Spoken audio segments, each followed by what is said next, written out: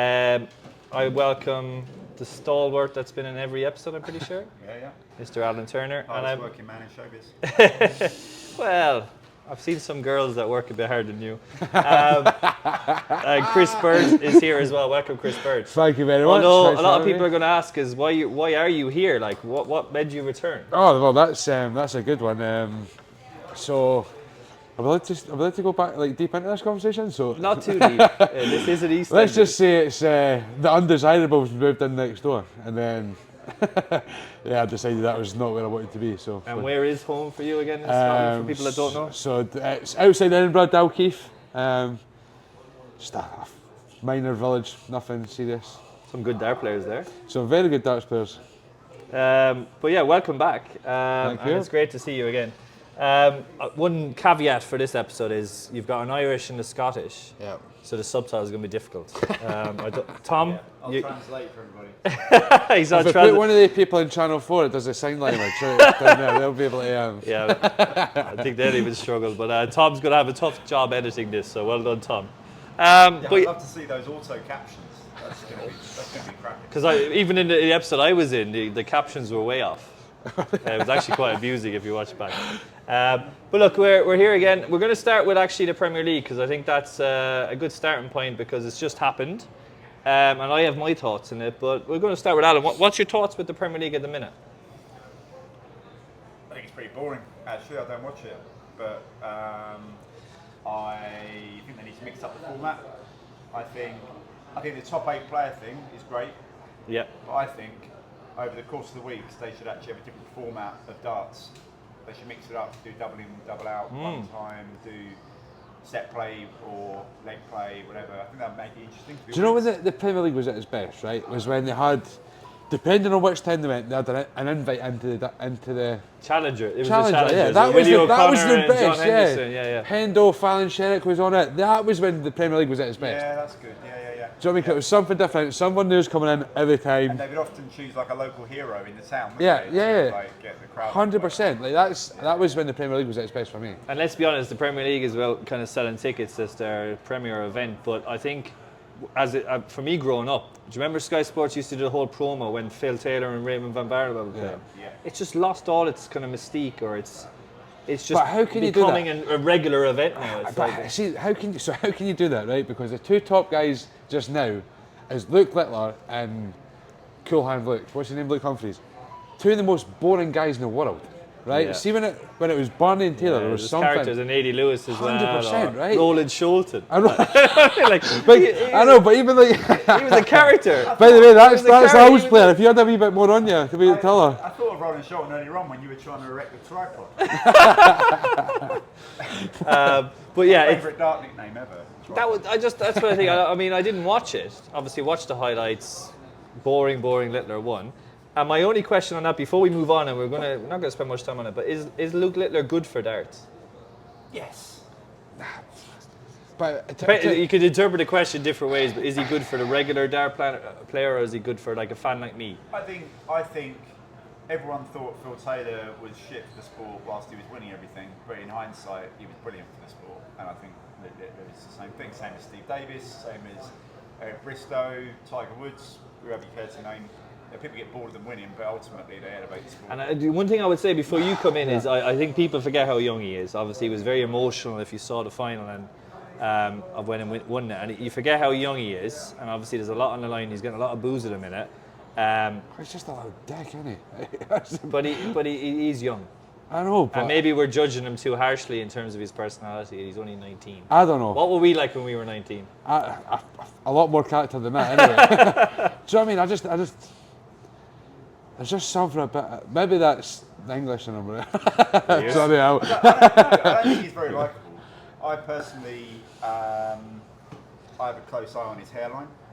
Like, I have a keen interest in. Well, dart player's hairline is Rob I'm not Cross. speaking about hairlines, so we'll dodge that one very quickly. I think he's edging on a comb over there. Is Luke at the minute? I think.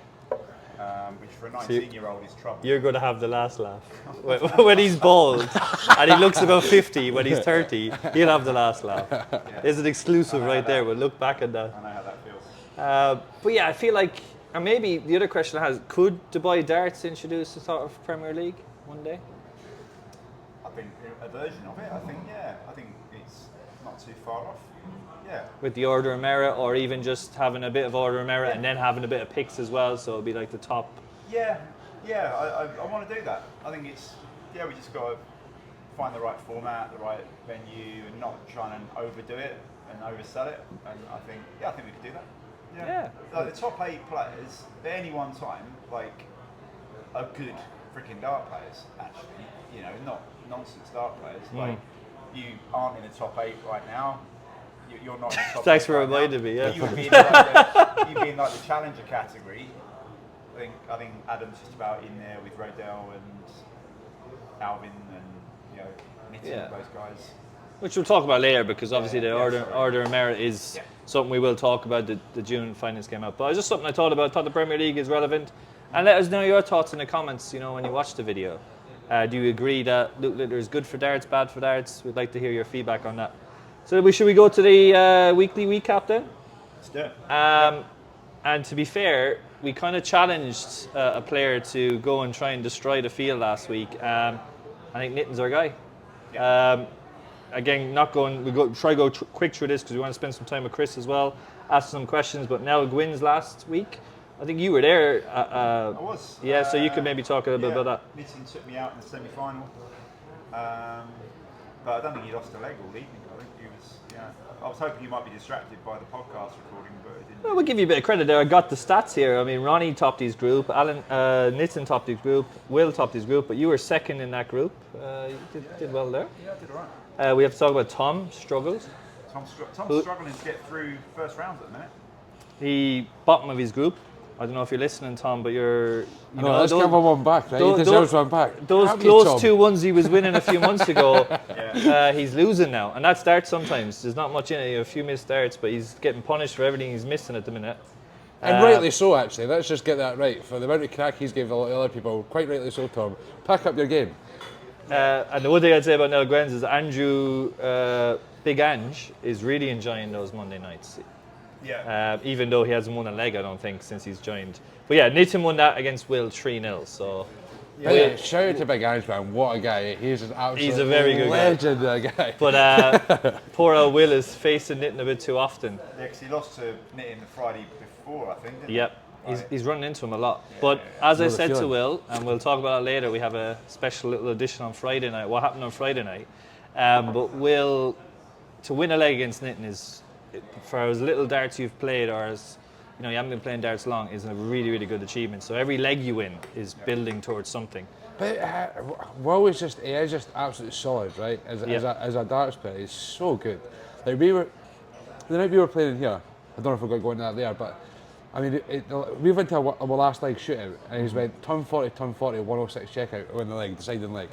Like that, how good do you have to be to do that? And for someone who hasn't played for long, that's even more impressive, I think. Yeah, 100%. And then we go to Tuesday, which I actually, and the audience will understand this, is I don't remember this. But what I can say, it was a sold out event. 32 out of 32. Yeah. And a big run for Nevin. I just want to talk about that because Nevin, obviously my Irish teammate, never met a single semi-final. The first semi-final he met was with me in the World Cup. He beat me on the way to his first ever semi-final, and I think that's a big achievement for him in terms of development. Yeah. So well done to Nevin, not Nitin. And good run for you. Do you want to talk us through your run on Tuesday night, if you can remember it? You got to a semi. We got to a semi. And the notes say there you were smashed by Nitin 3-0, but... Well, it didn't feel like a smashing, to be fair, actually. I think I came off... Actually, we've got annoyed a few heads after that. Do you want to explain? Because I think you were using different darts. Yes. So... Do you want to tell the story? I think Andrew hasn't spoken to Chris since this happened. So, essentially, I think in the first... Was it the first game after the group stages? I snapped the point. On your actual darts? On my actual darts. Yeah. And then I've went into the second game using a different set of darts, and then into the game after using Andy's darts. Which are, just to tell the a audience... very expensive pair of Luke Littler darts. And Nitin will probably tell us as well, it probably should have been 2-2 at that point. he'll tell you this. Well, it was 3-0. I know. That's right. So what did you do at the end of the game? Tell the end of the game, right? So I've came off the dartboard like a bad loser, and threw the darts on the ground, almost at Andrew's feet, the owner of the darts, which was not very nice. So I apologise to you, Andrew. At least if you hope you went dance motherfucker before. No, that would have been better. I wish I did do that. To be fair, threw them one by one. But yeah, no, I took the half. So. Well, look, he's hard to beat, but another result for me, he beat Rodell, who's, we'll talk about later, sneakily moving up the rankings just because of his consistency. But again, he's so hard. No one can touch him at the minute on Tuesdays. Whatever about going to Wednesdays or anywhere else, but do you know he's what? the king of Tuesdays. I remember, sorry, I spoke to him that night at RT, right? And so Rodell told me, see, back in the day, like, he used to beat, he was beating the Alains, he was beating your Ponces, your Alvin Delgados, he was the man to beat. And then, and then he says, right, I kind of stepped away from darts, didn't care about it anymore, and now he's getting the hunger back for it. So, and it's quite clear to see, because he's now beating just about everyone he comes across, he's pretty much playing every day of the week, so you can 100%. see, again, he's obviously loving the game again, right? Like, he's moving up steadily just because he's winning. Consistency, right? But Wednesday, I didn't go on Wednesday, but we spoke to Nitin last Monday, and he never normally goes to RT. Yep. Right? But Eid week, he had a bit of freedom from work, so he managed to get up there on Wednesday night. I think he'd been waiting to do that for a while, just to sort of try and prove a point, because I think some of the guys up there thought he was dodging, ducking out, maybe. Yeah. But just before you continue with that, isn't it amazing? We had 32 players on Tuesday, and just let this sink in, audience. We had 30 players on a Wednesday at RT Westerberg. Yep. And Nathan was there again. So do you want to explain what happened when he went up there for the first time? Well, I mean, he made it 3 wins in 3 nights, didn't he? And I think who did he beat in the final? Arnell in the final. Yep. I mean, Arnell's. I was speaking to Ross at the weekend, and like he remembers playing Arnell about 20 years ago or something when he first arrived in Dubai. So Arnell's been on the scene for ages, but we don't see his name crop up very often. Works a lot, I think, and doesn't always get out. But so who was in the field at that time? Was it a full field? Full field. But like in terms of, are you expecting your Alains? Like Alvin Delgado beat Alain in the 3rd place playoff. Oh, no way. Yeah. So and the other question I want to pose to, and I don't know if they're listening, but Alvin Delgado is a bit of a bogey player for Alain. If you look at some of the results they've had recently. Is that true? Yeah. If you go back, he's got a good, especially at RT Westerberg, he always seems to beat in 3-2. Yeah. Okay. So I think it's ever since they put the highlights through here. When they put the highlights in, it made him a 10 times better player. So keep them in, Alvin. They look awesome. And we all know how hard Alain's to beat, but it feels like every time I look at RT on the Wednesday, I just look at the scores. I'm always thinking, well, Alvin Delgado's got the better of him. But well done, Nathan. That is to confirm that's unreal, right? 3 wins in 3 nights, and well deserved for that. He must be trying to warm up for something, is he? Has he got an event coming up that you try to... Well, did you not watch the podcast last week? What kind of guests do we have on here at all? Do you know what I mean? And Thursday, this was a fantastic event. I've got bruises from Thursday. Yeah. We'll talk about that in a second. But yeah, we did a Goose and Gander Darts Bonanza Part 2 on the Thursday. We had a free week. Dwayne said, do you want to run something? And there's a bit of controversy in this. There's 2 bits of controversy I want to talk about. Is the final was between Chris and Ross. We won't get into what happened prior to that. It was a bit messy. The Chris and Ross final, and all I'm going to say is, was it decided on a coin toss? Because that's what the rumours are saying. So do you want to shed some light on what happened in that final? Well, it was to start with until we got a lot of... And who gave you this kind of grief? Well, Marky wasn't too impressed with that. He was... Essentially it's a bit disrespectful to the rest of the field, right? Well, no, basically, I'll just tell the audience that you just didn't want to play. You and Roscoe said, I'd had enough, I don't want to play, let's just do a coin toss to decide the winner. That's then poor, me right? and That Mark were like, poor. well, that's bad form, isn't it? We need to play a final. You're right. So Ross won the coin toss. So you can see the difficulty we have putting these scores in. And then what happened when you actually played? And then what happened when we actually played is I beat Ross 3-2. Allegedly. Yeah, so... Who won then? There's still a leg to be played there, I'm sure, right? Sounds like it. Yeah. So if you look at the event on Scoholio, it's still just a level game. I think they need to... There's a leg missing. Yeah, we need to get that. But I'm in controversy again. I got contacted by the DRA again because I've been accused of match fixing in my quarter-final game with 80 Hampton. Match fixing? Yeah. Well, Is that You what was won. happening? But I won. How do you match fix a win? Well, AD was claiming I was match fixing, but I won. So You were board fixing after the match. It's like, yeah, AD, if you're watching, I'm still bruised, man. Me and Al were playing on the board next to you, and Yeah. I remember being at the hockey and just seeing everything collapse on the wall next to us. The light ring around your neck. we were playing on the board. My second semi-final of the week, by the way. My second By the way, semi-final of the week. Well, there you go. not enough you glided past that. How well Al is playing just now is Yeah. phenomenal. Like He's getting the consistency back. so good, mate. We're back When you beat Jamie Spring that night, here, right? last week. Yeah, I mean, I remember watching you then. And I was like, bloody hell, some of the Dutch are brilliant. You played Roscoe. That was a great game as well. Roscoe Yeah. just pinched it, but a really good game. Yeah, sometimes I've still got it. And I think you're playing really well just in time for the league, and I think you're going to try and really have a kind of more captain's role, take lead by example. And I think Roscoe, in fairness to him, he was injured. He wasn't playing for a while. Came back and played that Thursday, and he showed a lot of form. Yeah, yeah. Because he's rejoining Spartans, and he's going to need to show some form if he wants to get into the team. Get a game, yeah. Yeah, so Again, like you say, he was brilliant on Thursday night as well. he was. to be And fair. apparently your It final, I don't remember much of it, but it was a good final. was, yeah. And you just got the better of him yeah. in the end. Just pinched it. I missed doubles. It probably should have beat me, to be honest. Yeah, but look, Since Spartans come up, you didn't actually bring us up at the start, but for Mark's benefit, we just need to confirm where we are today. That we're at the Grand City Ground in honour of Mr. Townrow. So I think you'd be very impressed to see old yeah, Puffy there. it's looking good. over It's us. good to be at the shitty ground. Really good.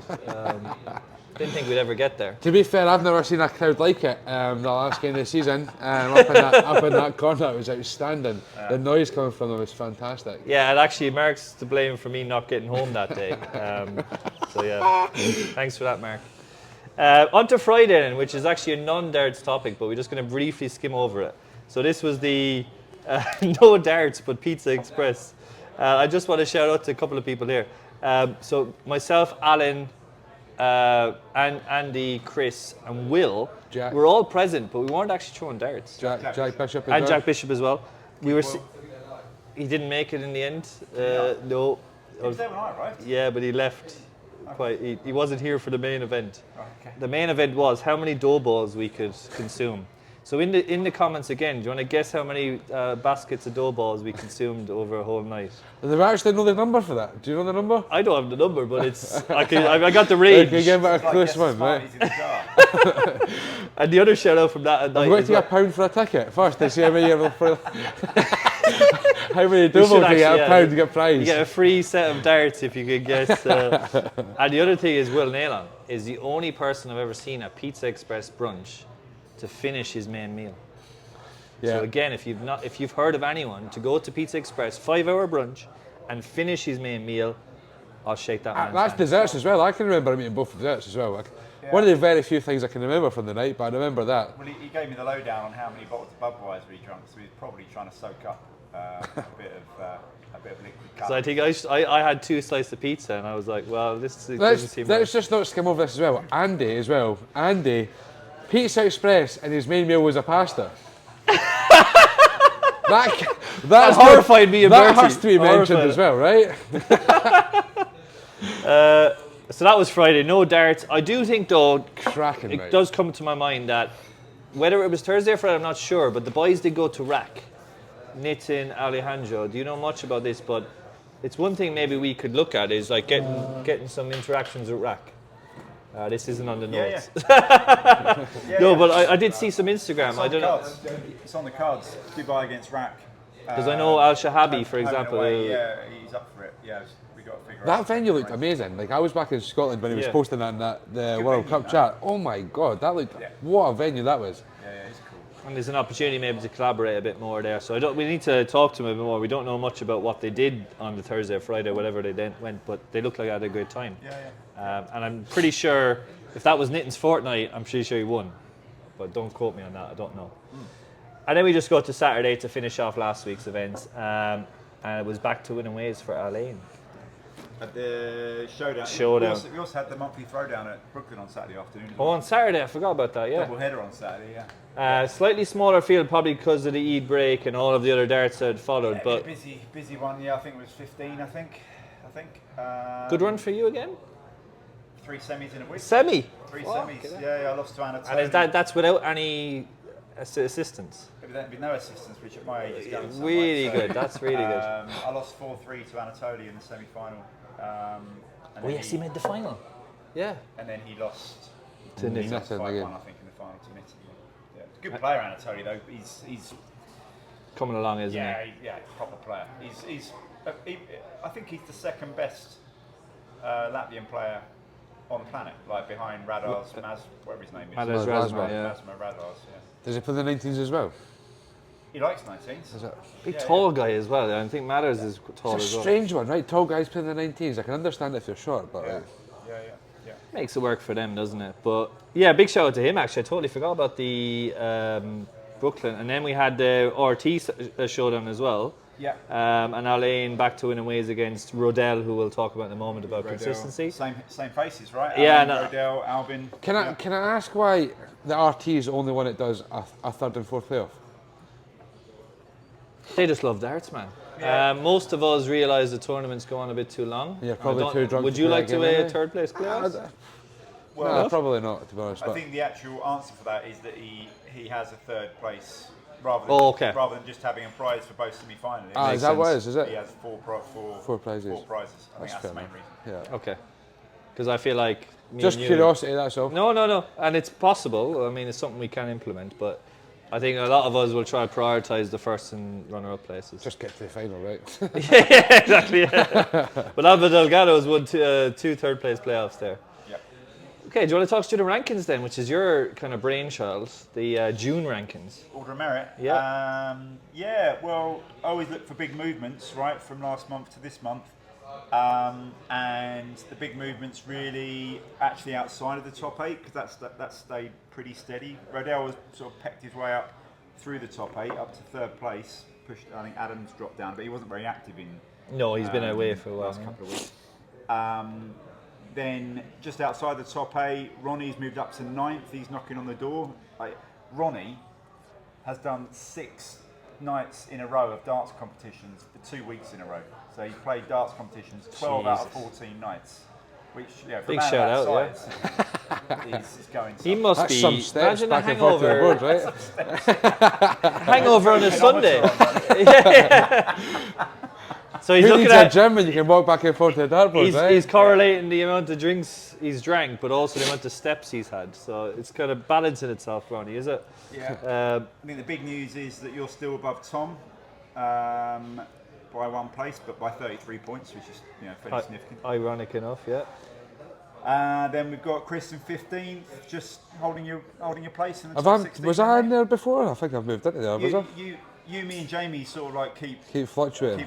around 15, 16, 17, 18. But now you're back, you're probably going to start moving up. pretty Hopefully, quick, I reckon. hopefully that should be the And I plan. think Nevin, I don't know if he's moved, but he's in that like 23 spot. Again, he got a few semi-finals, so he Yeah. got his first semi-final, so he'll start. Ollie Bins as well, Ollie Bins up there. Yeah, Ollie Bins. It rewards consistency, right? You look at someone like Charlie Day and Bendy. They're in the top 32. They're attending like 2 or 3 tournaments every week. Does Gathering that up include points. Charlie's pool tournaments as well at Neil Gwyn? Oh, He wants to include it. Yeah, no, it's not a duathlon event. And Anthony Ponce, quite ominously, has just suddenly appeared in the top 32. Which is not what you want. No, He'll be taking over some You spots. wouldn't expect him to be anywhere other than there, but I right? know, but he's got other commitments at the minute. I know, but even at that, you wouldn't expect him to be anywhere I think else. he's probably just heard about the Order of Merit and decided he wants to get involved. Yeah.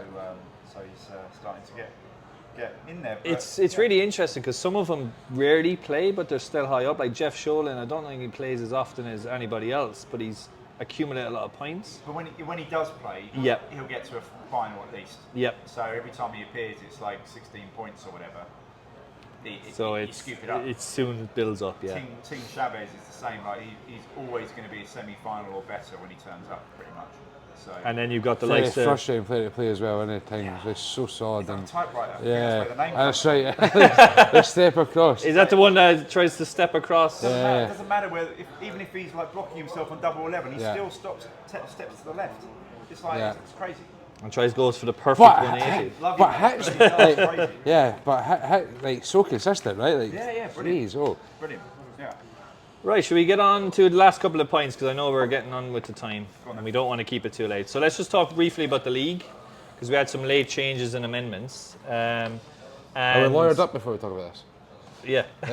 So we're lawyered, we're good, right, okay. So we had some late. Quite messy, isn't it? It has been, but in fairness to Alan, it's all down to Alan. Alan really fights for teams to be in there, so we did work with the DPME organisers, and we got 12 in the end, which is really good to get 12 teams for the Summer League. So Armed and Hammered, Falcon Darts, Flight Club, Beers and Spears, which is really good. They've been resurrected from the ashes. Is that Sandy?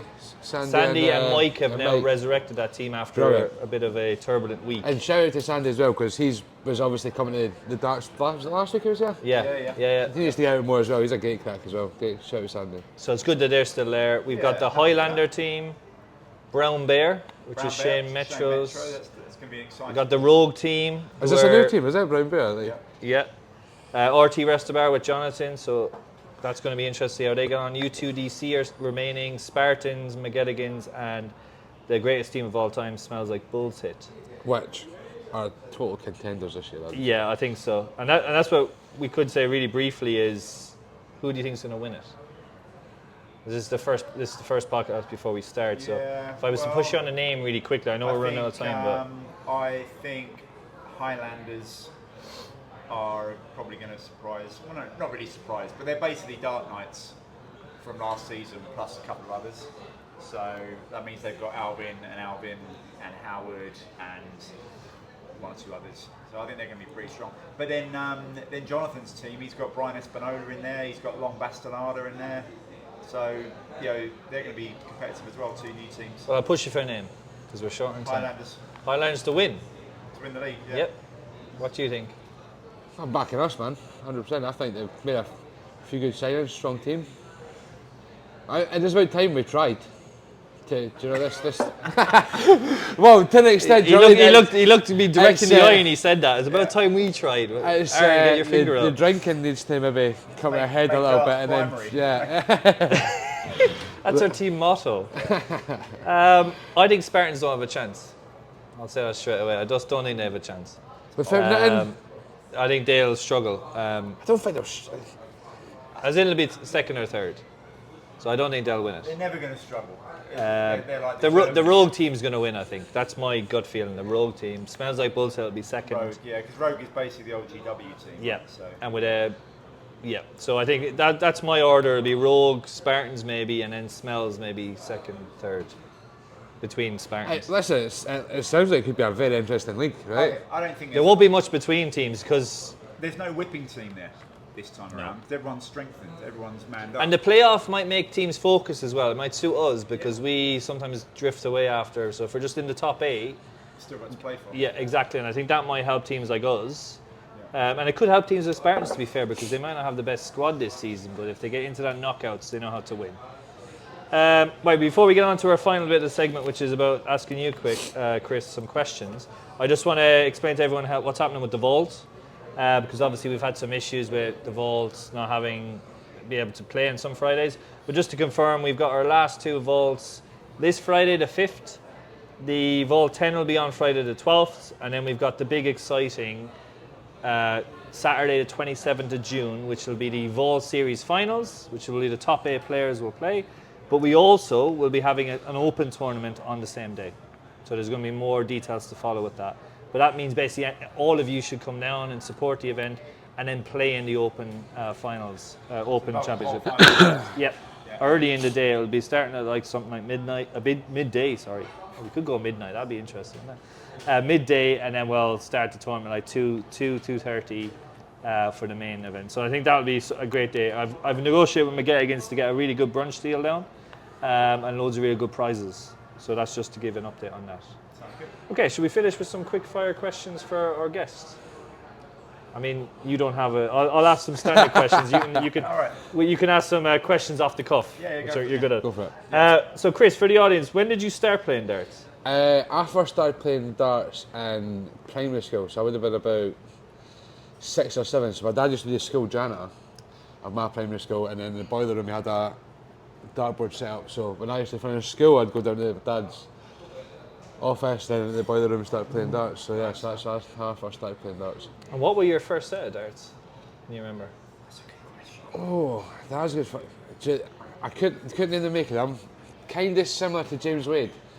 I always remember the flight, and I've always tried to get a set of flights. It was a black and shiny black flight with a scorpion on it in silver. And I remember the flights. I don't know why, but it was similar to James Wade. What was your first set of darts? Well, real set. Not a long history lesson now, because the audience. No, they were like they were John Lowe's actually. They were a lot of people were there. with like the candle-shaped flights, the gold ones. And do you remember those old shafts where you could slot the flight in on the side? Yeah, what happened to them? They just disappeared off the market. They That's probably what happened to them. They weren't very ergonomic, we could say, were they? They were terrible. Who's your favourite Scottish dart player of all time? For me, it's Ando. It has to be Ando. Not Jockey? Yeah, but I mean, You're probably too young to remember. Too young to understand Jockey, but like Ando's the one. Every Scottish guy's got to what he's done for the Scottish game. And his throw, like it's actually quite an unusual throw, but it looks so good. Like you wouldn't teach that. You wouldn't teach his throw to anyone. Favorite venue you've ever played? This could be Dubai or elsewhere. Like what favorite darts venue you've ever seen? That you played in?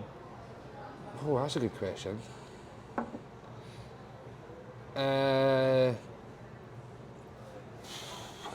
Best was down in Wigan, one of the Rileys, the UK Open. Is this when you lost to Suzuki? Yeah, but I got. I've heard this story. Hammering. If you want to hear that story, you can talk to her privately. We'll talk to that one privately. Suzuki with the hair. Yeah, Blonde hair. yeah, Nice. but she gave me an absolute hammering. There's a story behind that one, but it's not for the camera. Yeah, exactly. Yeah. It's a really interesting story. You should speak to her afterwards. So yeah, that was pretty cool because that was like just dartboards everywhere, just all around. However many people, a couple hundred people there, 300 people. Would you know what I mean? For those qualifiers, they get a big crowd in, don't they? Yeah, phenomenal. So what would that have been then? You go down to Wigan. So it used to be the UK Open was that you paid £10. You went to Riley's pub, you paid £10. Anyone paid, and then you went in, and it was anybody. If you got through the qualifiers, then great, you're on the telly. Then you go right. Yeah. That's okay. Yeah. Okay. It still is the case, so certain events now, but yeah. I've forgotten that. Right, last couple of ones that we think are interesting. Toughest opponent you've ever faced in Dubai? It's good to be Nitton. Has to be Nitton. Unfortunately, not unfortunately. Fair play. Darts are phenomenal. And I'll flip that on the head because I feel like a good question to ask you would be, because you've seen a lot of players, you've been playing for a long time. Yeah. One player in Dubai who could be a really proper good player if they weren't as lazy or they were more interested in it and trying to be better. It's a loaded question. Yeah, I mean that's good turn a few heads, right? Someone's fishing for a compliment. I think. I wasn't. No. No, if he never drank as much, maybe he'd be a cracking player, this is a right? different kind of question. Niven, I think Niven's got to be up there. Ollie Binns up there as well. Yeah, Ollie's got a lovely natural way about him. I love his throw, man. He's brilliant, and which is kind of what the question's asking is, which are more natural players that if they really dedicate a bit more time, they could be good. Yeah, I think Ollie Binns has to be up there, 100%. Charlie Day's desperate for me to see him, but they're not quite there yet, Charlie. Maybe. It's the arrogance that's the problem that's holding him back. Yeah. He thinks he's in the Smells Like Bullshit A, but he's actually in the C team. So. Ollie's in my team, and I find it really stressful watching really quick dart players. Yeah. But he is so good with it as yeah. well. I was watching Ricky Evans last night in the European Tour, yeah. And he was actually playing really well, Ricky Evans, yesterday. I think he beat James Wade, the game I was watching. And he smashed him up as well, didn't he? When they're landing, a quick dart player is great to watch. Yeah. It's when they're throwing quick and missing that you just... Yeah, well, that's the thing, right? When it's going great, you're not missing, right? But then I think you feel that you're more inclined to start spraying darts when it does start to go wrong, right? So you can start dart over there, dart. It's not a consistent missed dart. It goes everywhere, right? Well, I would say about Ollie, like we had a final, my second Nels final we played, and I thought it was a decent final, and I love playing him because the rhythm you get into. So playing a player like that, you just get absorbed in the game. And I said this to him after, he was disappointed he lost to me, but it was a really good final. Yeah, and it was the standard there was, high 70s, like. And sometimes I would have to get into the 80s to beat Ollie, so that's how good he is. He always plays well against me. maybe because we both suit each other's pace. Yeah. What he'd struggle with now is more of a slower player who Yeah. he has to think a little bit more about stuff. Yeah. Well, when we had Adam on here, Adam revealed that he consciously Plays slows Yeah. up when he's playing Ollie. Oh, does he, yeah? Yeah, he does a bit of serving.